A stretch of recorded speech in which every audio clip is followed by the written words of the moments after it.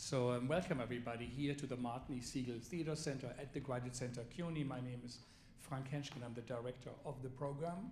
Here at the Segal we bridge academia and professional theatre, but especially international global theatre and American theatre. And it's been a long history. We are coming up now with our World Voices program, but we have a long tradition of presenting work and plays from Spain, mostly from the Catalan region, from Madrid.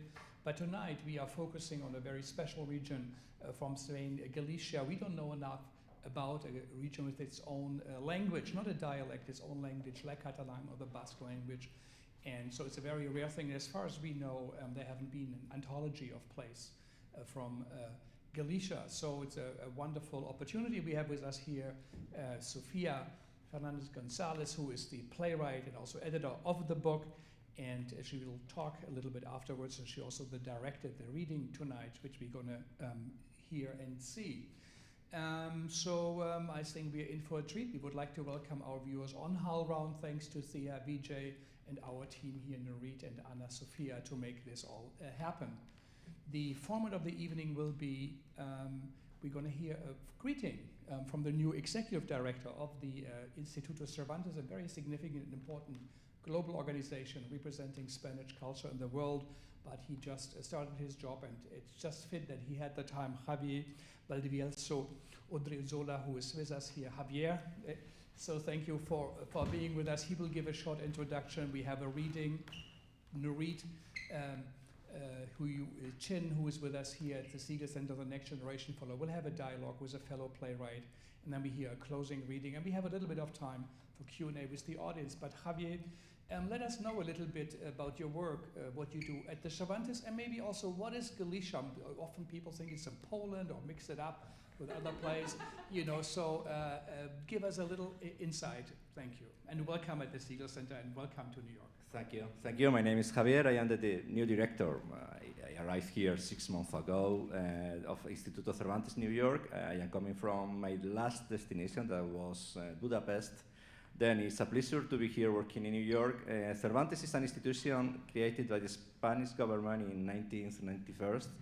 Our goal is the diffusion of the Spanish language and culture, but we integrating the Spanish languages, all the languages of the country. We have the Spanish language, that is the common language. We have the Galician, the Basque, and the Catalan. For example, I am Basque. Today we will have a literature of Galician project. Then we are integrating all these cultures and languages in our program. For example, now we are offering a course of introduction of Galician culture and language that we will begin in 2 weeks. We will offer in fall probably a course of Basque and another one of Catalan. Then our main goal is to offer or to show the diversity of the Spanish cultures. Then Galicia is a very important part of Spain. Was one of the main creators of the country in some ways. They have a very own roots and very proper culture and language. It's a very important part of the Spanish culture. And then it's a wonderful territory to go and to visit, and they have a wonderful culture, gastronomy, wines, and people. Then I invite you to go there. Then thank you very much, Frank. Thank you, Sofia. It's a wonderful opportunity to meet you here, and I hope we will have a wonderful night here with this performance. Wonderful. Javier, thank you so very much. And isn't it great how art, and especially also theater, it connects, it does build bridges, and we share moments together in a group. Sofia, maybe come up and tell us a little bit about the play, what we're going to hear, and about you and your work, and then maybe introduce your colleagues. So again, congratulations on getting the book together and working with us, and here you go. Thank you, Frank. First of all, thank you to everybody that is here tonight with us. I have to thank the Segal Theatre and all the people that have worked with me in this book, because a book is never a creation of just one person. It is a collective endeavor. So I wrote this play back in 2020. It's about two figures that were very important in fighting for Galician culture and for Galician and Spanish democracy in a place, in a time that were very unfortunate. I had the pleasure to have also the opportunity to stage this at Yale University. where we all three come from. And now we have for tonight two reading part. We will be staging one scene, the first scene of the play, where the two Marias, the two sisters that were anarchists, were fighting every day, were holding arms at 2 p.m. and walking around the streets of Santiago de Compostela, the place where they were from. They were known for their courage and for their authenticity, and they're also two prominent feminist figures. So, without further ado, our first reading will be the two sisters arriving in the city of Santiago. Then I will tell you a little bit more about the play alongside all the three other plays, and we will be closing with a scene where they leave the city that they are just arriving to.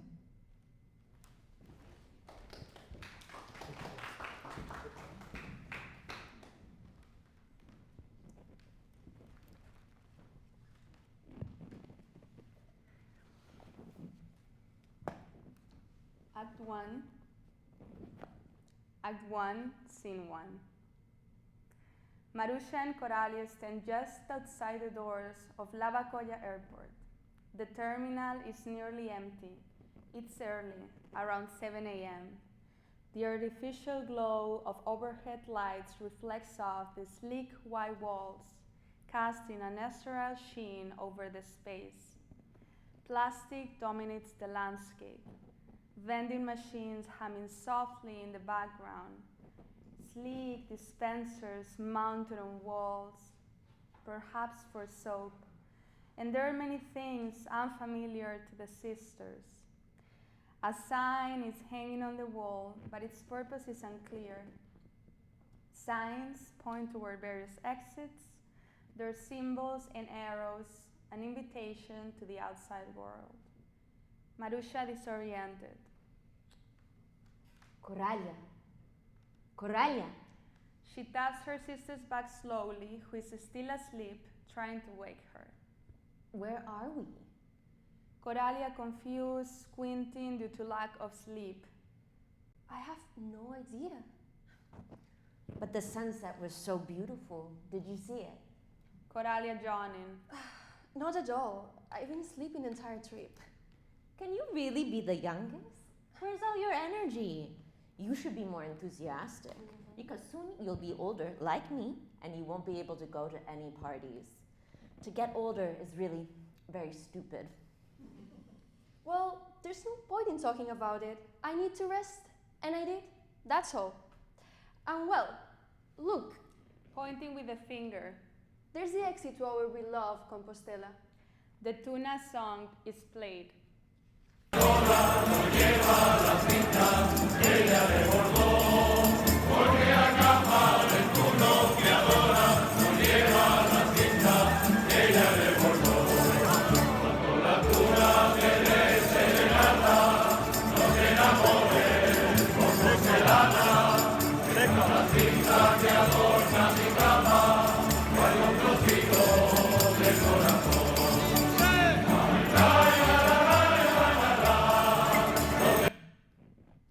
Marusha and Coralia walk to the exit, which leads to the street. The sun shines on their faces. The light is bright and still. Coralia covers her eyes with her hand, and Marusha puts on more clothing. Ooh, it's so cold, you'd never guess it's September. Coralia shaking. I know. We should have come during Apostolo, or maybe Ascensión. But we're here now, when the days are getting shorter and it's often raining. Well, you're being moody. What should we do now? No idea. Everything is so different. Like, even the smell of the city has changed. This is going to be an adventure. Let's go, Marusha. Let's take a look and see if we can get a train or something. Calm down, Coralia. What are you even talking about? I don't see any trains around here. I don't know. It's kind of weird. Coralia doubtful. Are you sure we are in Santiago? Of course. Don't you see the cathedral back there? I'm going to tell you something. A pichalera, like me, can't confuse and would never confuse Compostela with another city in the world. Pretending she smells something in the air. Do you smell that? What? Marusha smirking. The Botafumero. I'm sure they're burning it in our honor today. They must know we're here.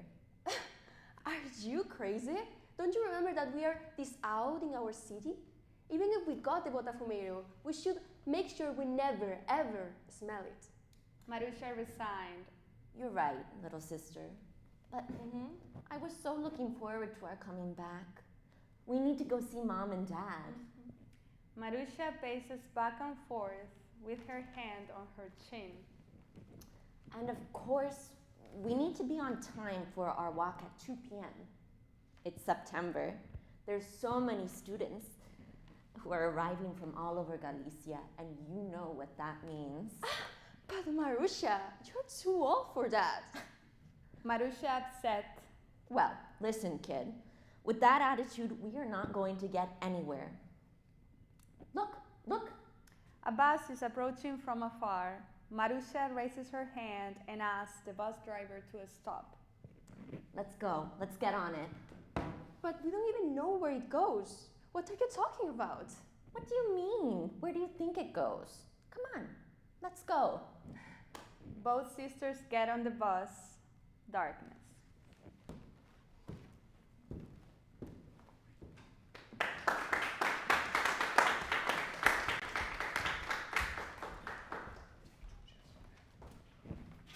So,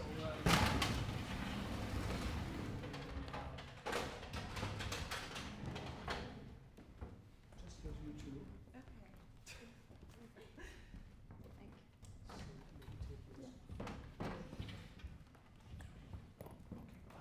Hello. Hi. Thank you so much. That was so beautiful. And I loved reading that full play.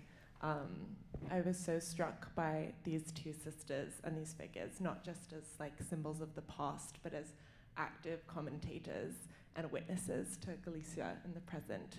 Galicia. Thank you. Anyway, I'm Nurit. Frank introduced me earlier. I'm working here at the Segal Center, helping with programming. And I have some questions about this book. So first of all, I wanted to ask how this book came about and what your motivation was for assembling these plays in translation. Thank you, Nurit. This was a very long journey. We started this project back in 2021. For a series of circumstances, Frank and I began collaborating, and I saw that the Segal Center publication had put together some projects on plays from places. And I saw that they had Catalan plays, but they were not have Galician plays. So I thought, what great would it be to have, these compilations of plays from Galicia. We have this very important award, which is called the Vieste Award. It's awarded bi-yearly, like every 2 years. And there's some new plays that come out that are really important, or they become somehow the canon, and they're, of course, then represented. So I thought that I would like for them to be shared, to be understood, and to be read by members of community that is not in Galicia, is elsewhere. And since I'm here in the US, I thought that what a better way to spread the word and spread our culture than creating this anthology. I chose the plays because I thought that all the plays that are in the book, or the 3 other plays that are in the book, have really important things to tell. Each of them have a very special structure, very different between that. We can talk more about it if you want. Each one of them has a different kind of structure and also different themes. All of them are very political. But yeah, and so this is the result of many years and many people, many hands, and a lot of joy and work, and yeah. Thank you. Yeah, I'd love to hear a bit more about how you selected those plays and what it was like working with those playwrights. I know you translated 3 out of the 4, and that kind of curatorial process. Yeah. When I was thinking what kind of theater or what kind of contemporary theater I wanted to translate, I was thinking about choosing something that was both stageable and both really rich in its textuality. And I was also thinking about picking themes that were specific for the context of Galicia. And that has to do with, because Galician theater, you can create theater in Galician, and you can create theater from Galicia, and you can create theater that has a special connection with Galicia. I think that all the plays that are in the book have all those 3 requisites. And so, for example, the first play, it's called After the Waves, Después das Ondas, by Ernesto Is. That's a play about María Casares, who is a Galician actress. She was exiled in Paris during the Civil War, and she meets there Albert Camus. But she, in this play, she is very dreamy. It has a very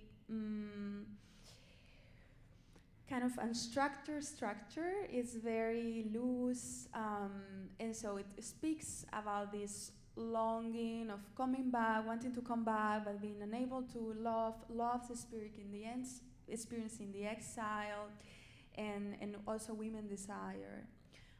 For the play Memoir de Helena María, Helena's María Memoir, it's a play by Roberto Salgueiro, and the play has particularly monologues. It's Helena and Maria, mom and daughter, and that one of them, the mom, was exiled in Venezuela too, and then puts the daughter on a convent for the nuns to take care of her because she cannot do it. It talks about poverty, it talks about loss, it talks about struggle, migration, which is very present in our region, especially to the Americas in the 20th century.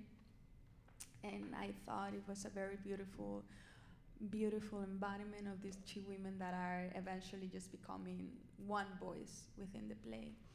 And as for Una Primavera para Aldara, Springtime for Aldara by Teresa Moure, it's a play that takes place in the medieval era. It's a play about a very strong woman, Aldara, that goes into also a convent with all the nuns, and she has this, these shenanigans with the people. It's about resistance, and it's in the medieval ages. So I thought that it was very important, or very, very interesting to have something that was from another time that was not the 20th century. And this is a play, this is a very long play. It was translated by Philip Krummrich, Professor Krummrich, who generously translated this, is the translator for Teresa.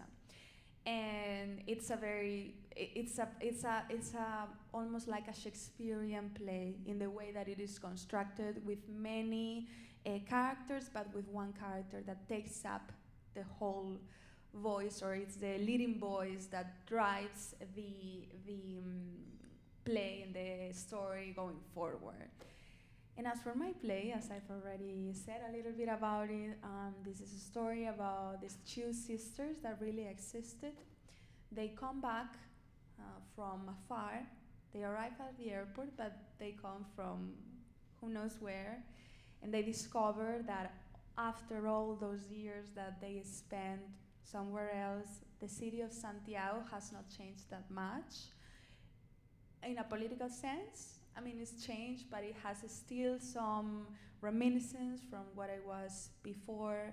And also they discover that it's very gentrified, so they are a little bit of rage. And they discover, by the way, that they had become very important, prominent figures of Galician culture that by that time were not.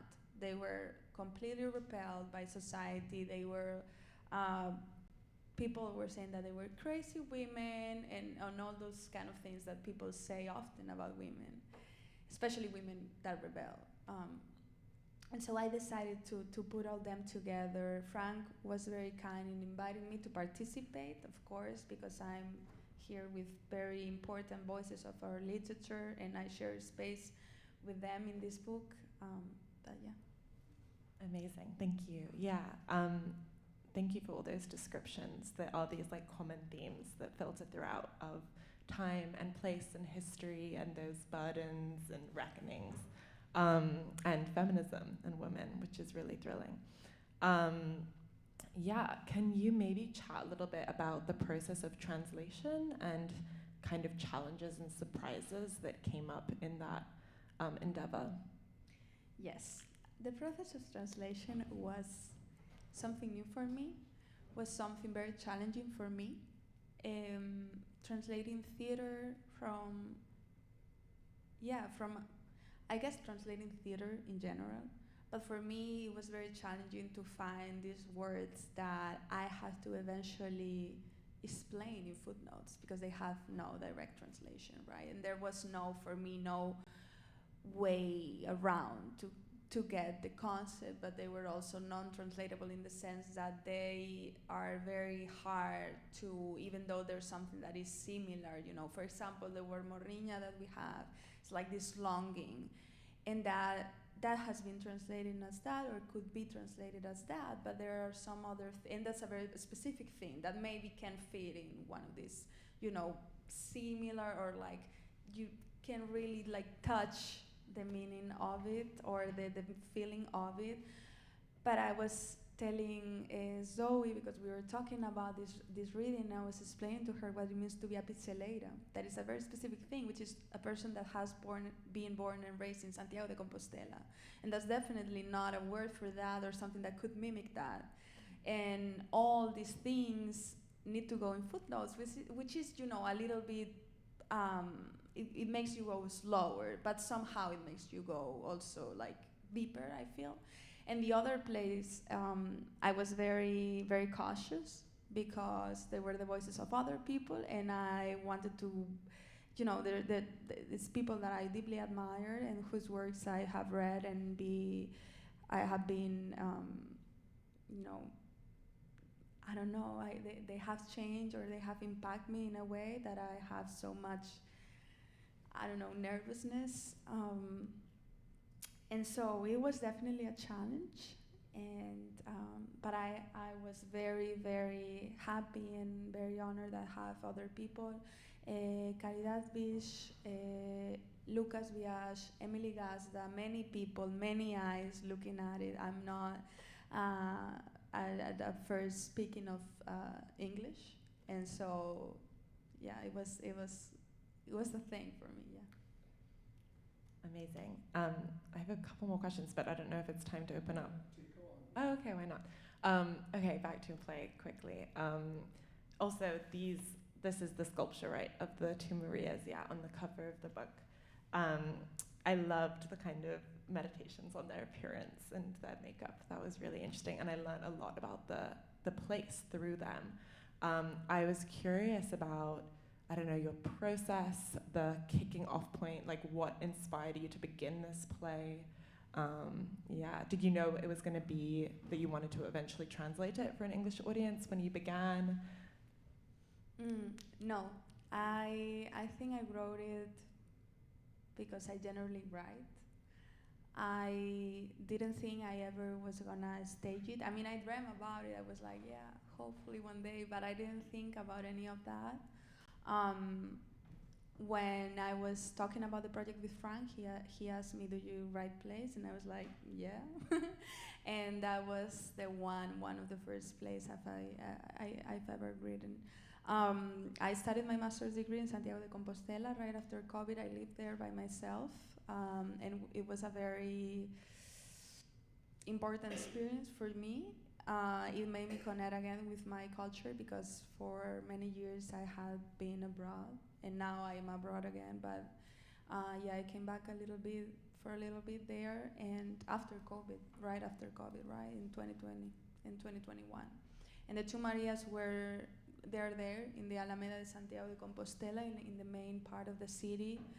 Everybody knows them, and they're very important figures. But I think that one of the things that attracted me the most about them were the fact that as many people die, and people think about them in a way that they're not considered as important as they were. There's so many meditations of the way they look because they were mocked by that. They were used to put this white powder on their skin, and they were reckless in a way. And when I think about what kind of woman I want to be like them.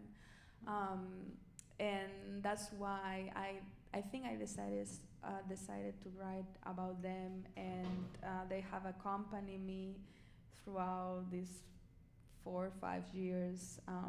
My mom actually gifted me a little sculpture of them because she knows that they're very important for me. And yeah, I use this resource of this very common in Japanese theater, that the deaths come with the lives, and they are like blended and mixed. So nobody, like they wonder in the play. They wonder. There's this historian that is like, oh my God, you're the two Marias. I'm writing about you in my dissertation for my degree, and they were like, yeah, why? And so I think that there's this kind of idea that they're like something weird, but at the same time they're not, and they're like, whoa, yeah. Totally. Like this kind of a different figure of resistance, like a different figure of anarchy, and one that's also accompanied by like joy.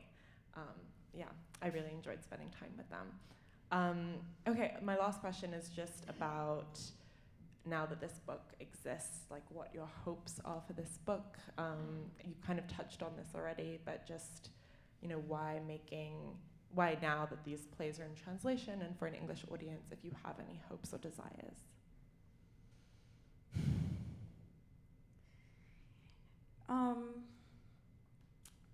Now I think that the book is done. It has to walk by itself. It's like a little child. It has to learn how to crawl and touch whoever touches. If people want to engage with it or not, that's something that I could never predict or even hope for. I just did it, and to my best. I put my best. I just hope that Galician theater has what it should have, which is, and that's really not something that competes here or we right now in this audience, but really has the chance to give people like a life, that people could live out of that, and people could write about it, and people could write in Galician, and people could live out of what they write and what they perform. Because the reason why, there was Catalan plays and not Galician plays. Everything has, a reason. And I think that sometimes Galician theater is not very known and not very appreciated, but we have a great, great production of theater. And people go to the theater a lot. But again, this is not something that has to do with this book that match that with the things that are, happening over there. I just happen to live in the United States. I wanted to translate it in English because it's the language that we speak here, one of the many. But yeah. Amazing, thank you so much. There might be more questions. Yeah. Any audience questions? Yeah, maybe a comment or a question or something on your mind listening. Are you going to present the book in Galicia? Are you going to present the book in Galicia in some way or not? Not for now. Yeah. It would be a good idea, maybe, no? What? It would be a good idea, no, to bridge. No? Totally. Suggest someone, yeah. Totally, yes, yes, it would be a great idea, yes, yes. You mentioned there was a biannual prize given to Galician playwrights. I wonder if you could maybe speak about that prize, but also about the panorama of contemporary Galician theater? I mean, what are there common themes? Are there well-known writers? You know, what is your view of that, of what is happening now with Galician theater in a general sense? Yeah, thank you for the question. Yeah, so all the plays except for mine were awarded with Rafael Dieste, who was a very famous writer and very important writer, Galician writer, and that's a prize that people apply for, and they send their plays to the members of the jury, and it's one of the most important prizes. Or the most important prize for Galician theater and for Galician playwrights. So people send out their creation, and then they're awarded. So these plays have been, I think, Ernesto Is 2018, and the other ones, Teresa Moure and Roberto Salgueiro, who I think won twice, but these plays are early on. Rafael Dieste awardees. I think it's a prize that has been awarded since 1991 in order to recognize these new productions and these new creations in Galician theater. As for the common themes, well, theater for me and for many people is a way to exist in the world, to represent the world, and to create new worlds, and to envision new worlds, and it's a very democratic way of approaching the world, I think, now. And I don't know, there's multiple themes, there are multiple views, and there's multiple productions. It would be very different to go to see a Centro Dramático Galego play, the dramatic center for Galician theater play, and to go to an independent production, of course. But I would say that the humor, the retranca, or Galician humor, is something that is always very present, and that you can see, even though our plays are more like, I don't know, not sad, but yeah, in a way, retract or something. It's something there, and they're very Galician. They're very Galician, that you can tell. Yeah. Could you talk a little bit about your experience in staging the play at Yale? What were some of the challenges, and maybe what the audience response was? Thank you for the question. Yes, I wanted to do theater at Yale. There's a lot of theater at Yale, but I wanted to do it myself. So I talked with the Department of Spanish and Portuguese, sorry, where I study, and I was like, I want to do a trilingual play, so that it would be English, Spanish, and Galician. I think they were very generous in a means also to give space to other languages that are spoken in Iberian Peninsula, in the Americas, and in Africa, etc., in Asia. But so they were very happy with it. They helped me a lot. I have challenges because as we were not part of the School of Drama that has a very strong presence at Yale, or another theater group, there were many challenges regarding the space, but that's part of the process. There were challenges with the adaptation of the play too. And the challenges happened because the scene that had more characters had like 6 or 5 or 6 characters, and I had 4 actors, Zoe and Alba, that are here with us tonight, but other 2 actors. And I wanted to stage something that was short, but I didn't want to lack the thread of the play or the theme of the play. So that was a challenge. Another challenge was, since this is a very political play, to target, not to try to make the audience aware of what they were looking, because it's very easy for somebody that only speaks English to go to see the play and don't understand anything. Not only for the language itself, but because of the context of it. So I decided to do this kind of like Brechtian approach where I would stop, we would stop, and we'll have these images, and we'll have this video explaining a little bit what is Galicia, or this of boys that was, it was a little bit like, chewed, I feel. But it was definitely worth it. I think it was a great experience, and I learned a lot. I learned in the process of directing. I learned in the process of staging it again. I learned about myself, about what are my limitations and how I can go beyond them when I work in a team. It's something that you learn that you don't usually learn if you're an only child. But it was very nice, and I had great people with me that made the process so much pleasant and easier than I could ever have expected. One last. If not, we're going to go to the reading. We're going to do the reception afterwards. And maybe one last question. If you think yourself of Galicia, what are your memories? What do you dream about? What does Galicia mean to you?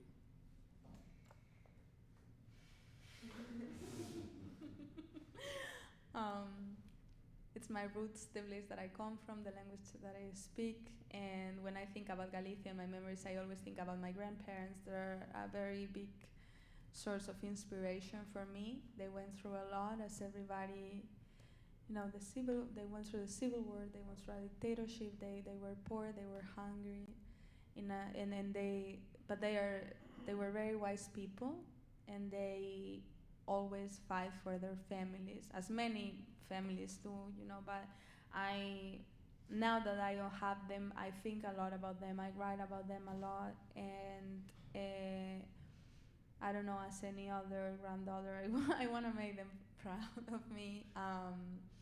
But yeah, it's very important for me to embody what you stand for, or just to exist in this way. Like, I'm from Galicia, and that's why I write these things. Like, no, yeah, I have like a political view of it, and I have like this pride, but at the same time, it's just who I am. I wrote about the two Marias because that was the thing that I was seeing every day when I was going to my university, and they were inspiring me in a way. Now that I'm in New York, I have another things that inspire me, but I also carry that with me. But I think it's just inherent to who we are, the place that we come from. Wonderful. So maybe we come to the final reading.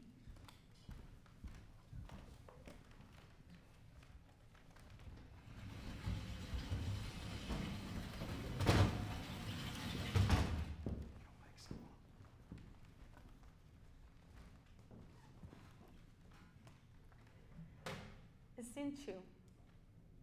Back in Lavacolla Airport, Coralie and Marusha are a little bit confused, not understanding how the airport works, looking from one place to another, trying to figure out which gate they should go to. Oh my, how many things, how many doors going to many different places. Are we in the right place? Well, we must be. But there's so many airports in this country. Why are there so many? You're asking me? Come on, follow the lines. I bet they lead somewhere. Already at the gate, the two sisters sit down on a bench, holding hands.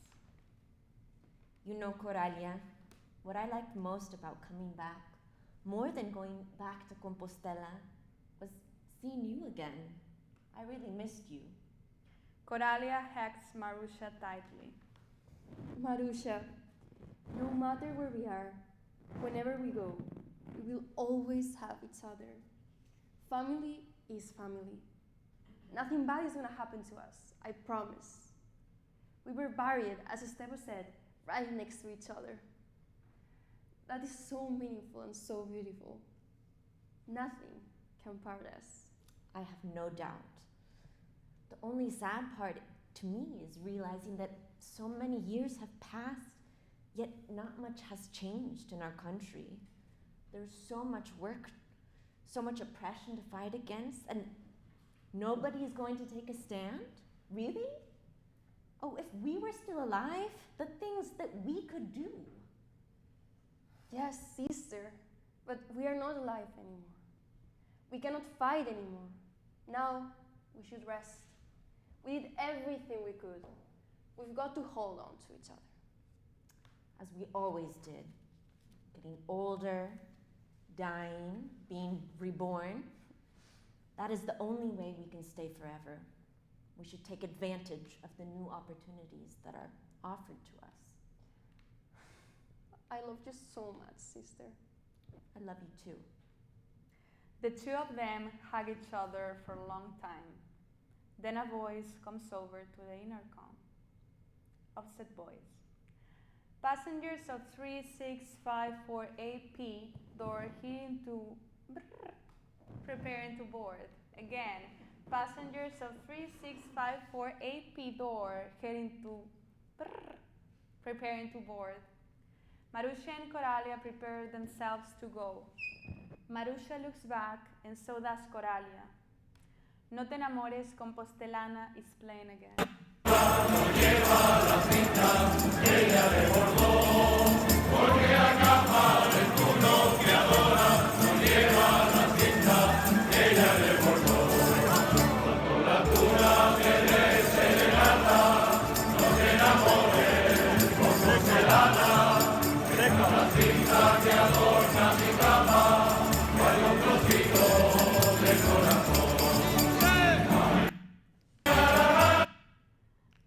While the curtain is descending, Marusha and Coralia wave, saying goodbye and look into the back of the audience, as if Compostela were fading out little by little. Forever, Compostela. Goodbye, Compostela. Darkness. End.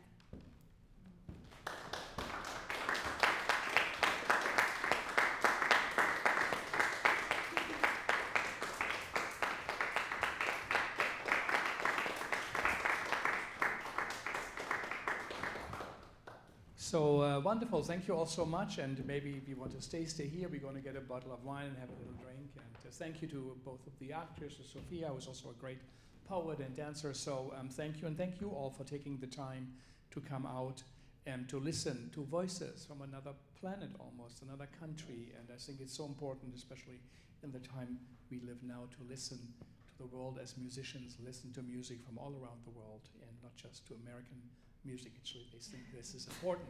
So even so, we like American music. So thank you all very much, and thanks to HowlRound for live streaming, Nurit, Anna, Sofía, and everybody, and thank you. Bye-bye.